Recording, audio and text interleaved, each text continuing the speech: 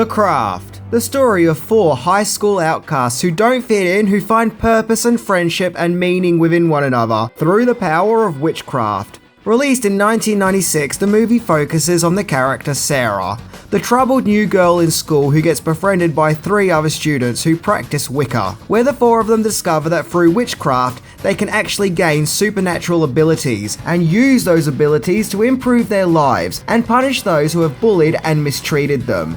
But at what cost? As the group's leader, Nancy, played brilliantly and terrifyingly by Fairuza Balk, starts to become mad with her new powers, to which it's up to Sarah to stand up to Nancy and to stop her ways of using witchcraft as a source of evil rather than good. Although these days it does seem commonplace to have high school dramas with a witchcraft twist, I mean, Harry Potter, anyone? Back in 1996, TheCraft was actually quite revolutionary for its time. So much so that today we are going to look into 10 things that you didn't know about this late 90s horror movie. So let's check it out.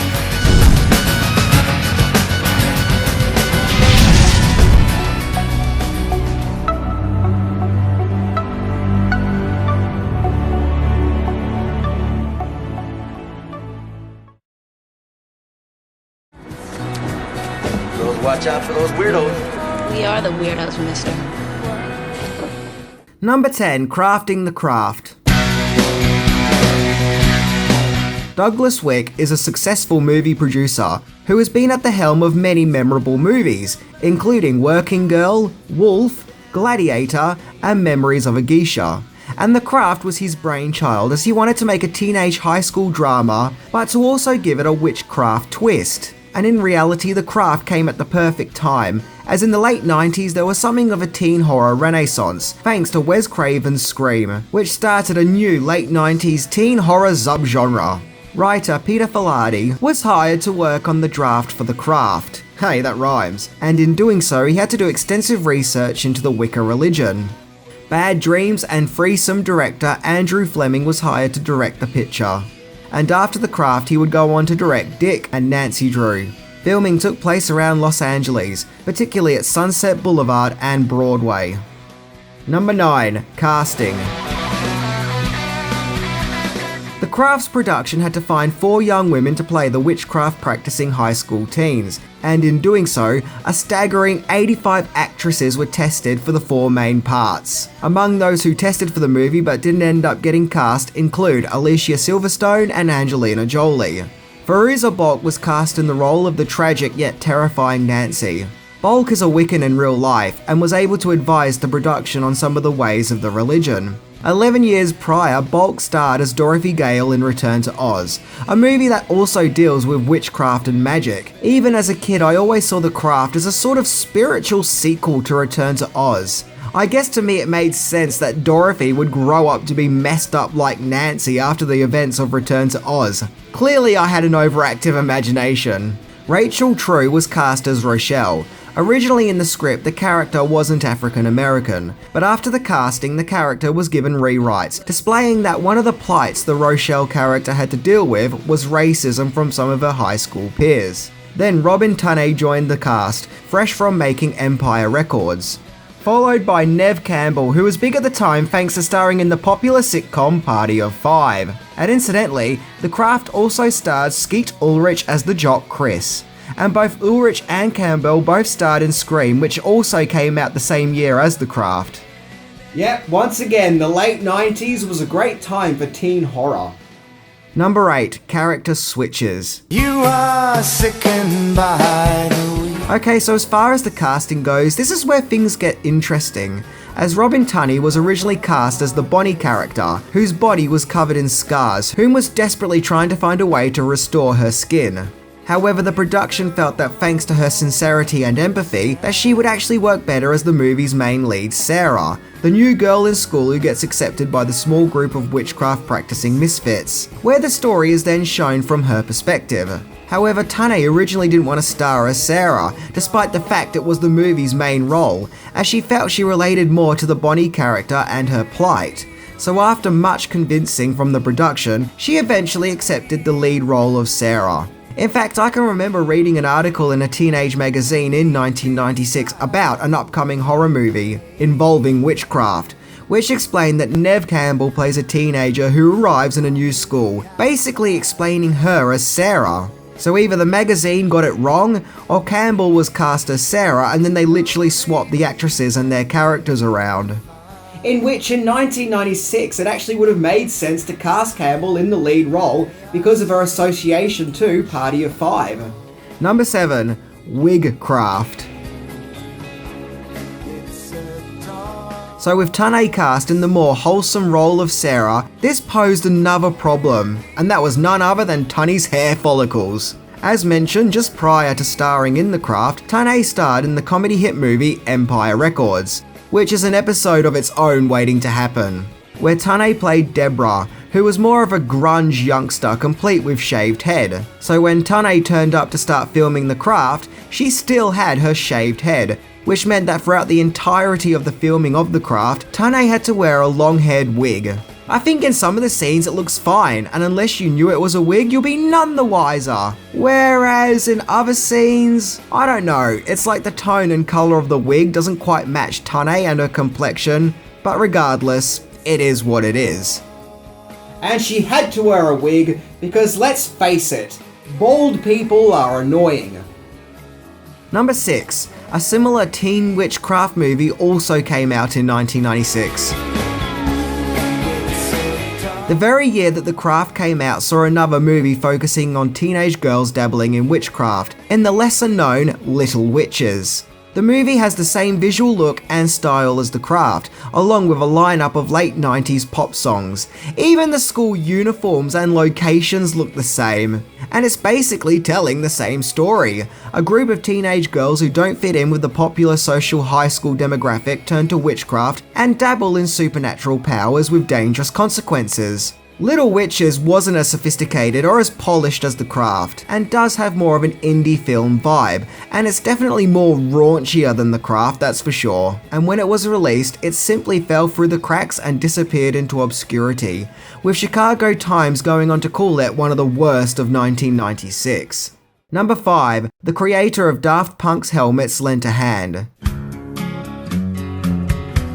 The special makeup effects for the movie were provided by Alterian Inc. The company was started by Tony Gardner, who has provided makeup effects for many movies, such as Shallow Hal, Seed of Chucky, The Addams Family, There's Something About Mary, Zombieland, 127 Hours, and of course Bad Grandpa, of which the makeup effects for that movie earned Gardner and Alternian an Academy Award nomination. However, Gardner's biggest contribution to pop culture is probably more obscure, as he was also responsible for helping to provide the funky robotic helmets for the band Daft Punk. So, the next time you watch The Craft and find yourself feeling pretty impressed with some of the special makeup effects, you now have the knowledge in knowing that the wizard who delivered these effects also provided the world with the Daft Punk helmets. Awesome. Number 4. The director feels that The Craft was ripped off. From 1998 to 2006, the TV show Charmed proved to be a hit with young viewers, and became a very popular TV show about a group of sisters discovering that they are witches. However, not everyone was jumping up and down with joy over Charmed, namely The Craft's director, Andrew Fleming, who claims that Charmed was based off a TV pilot that he had written, which was for a show that was to be a TV series based on the Craft movie. Fleming handed his script in, which didn't get picked up, but the following year, Charmed was aired, to which Fleming felt it all seemed very familiar.